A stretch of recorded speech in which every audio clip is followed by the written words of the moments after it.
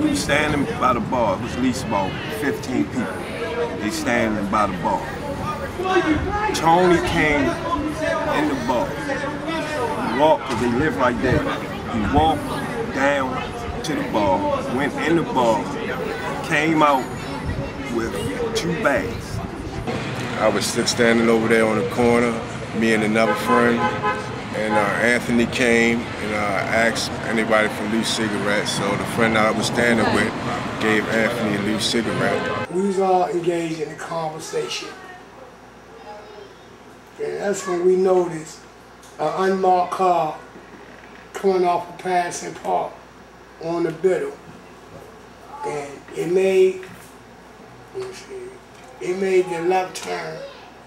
That's when the police had pulled from off Patterson Park, and they made a left onto Middle Street from off of Patterson Park. As they came and turned, as they turned to come toward our direction, Tony was saying his goodbyes to us and walked across the street to come back toward the house. I thought the police was going to come over there to me and my other friend, but that's when Anthony started going across the street. What made them proceed and bother him, I do not know. Because once he crossed the street, they came, they zoomed up. Boom. As soon as he got right where they killed him at, he was walking. I could demonstrate. He was walking with his back turned, right, with the 2 bags. And the police pulled over to where he was at. They stopped by Bradford Street. They jumped out the car. At least one of them, the one that grabbed him. One jumped out the back. And then when they jumped out, they didn't call him. They said nothing to him to let him know that they want his attention. They did not identify themselves. Jumped out the car and started running behind him like this. Going like that, like, so he couldn't hear him, right? Ran behind Anthony, and when he ran behind him, he didn't say stop, hold up, anything, didn't mention anything to him, just ran behind him. But he wasn't paying him no mind. He didn't even turn around. He just kept normally walking like that, right? He just ran up behind him and grabbed him.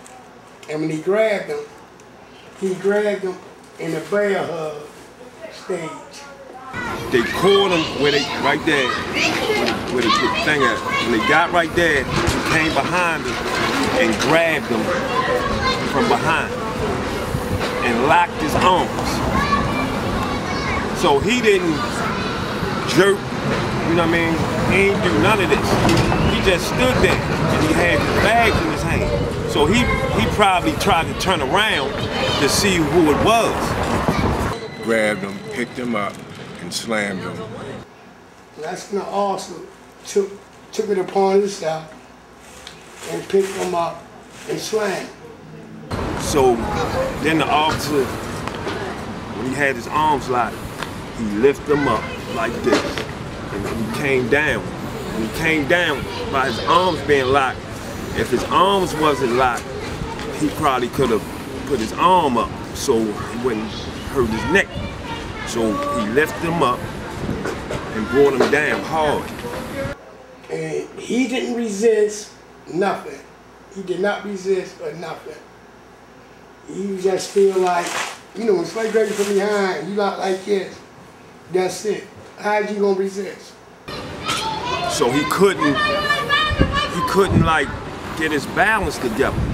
So the officer did like this. Because he was saying, I guess he was telling him he's hurt. I'm hurt, man. So the officer said, stop faking. And kicked him. I saw this. He kicked him. He said, stop faking. And, you know, kicked him a few times after he done slammed him, you know, roughing him up. They set him up and got him like this. I'm using this chair as an example, as an opposite knee, bracing his back to have him balance. Feel me? But I believe at the time that he slammed him that he was already, you know, injured, broke up, or whatever, because he never moved after he slammed him, after the police slammed him.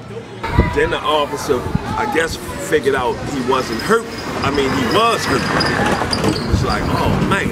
So he was sitting down on the ground, and he couldn't hold his balance up. So he had to take his knee and hold his back up. What's up, Dave? And after that, they, one police, after they was checking him while he was laying down on his stomach, one police was checking him, and then he couldn't sit up by himself, so the police lifted him up. And what he did, after he lifted him up, he propped Anthony on the back, put his back on his leg so he could make it look like he's sitting up.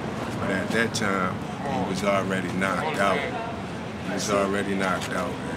And then, I guess when the paramedics, they knew he was injured kind of bad.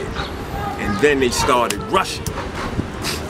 They started, you could tell that they went into panic. It was like, no, this man hurt kind of bad. And they put him in there and they pulled off. And then that's when we heard later that he died. And so that's when we got to talking among ourselves like they was dead wrong. Because he had no reason to slam him at all once he subdued him. But once he once he grabbed that man like that and locked his arms, all he had to do with the other officer is pull up their cuffs and place him on his wrist while he's standing up.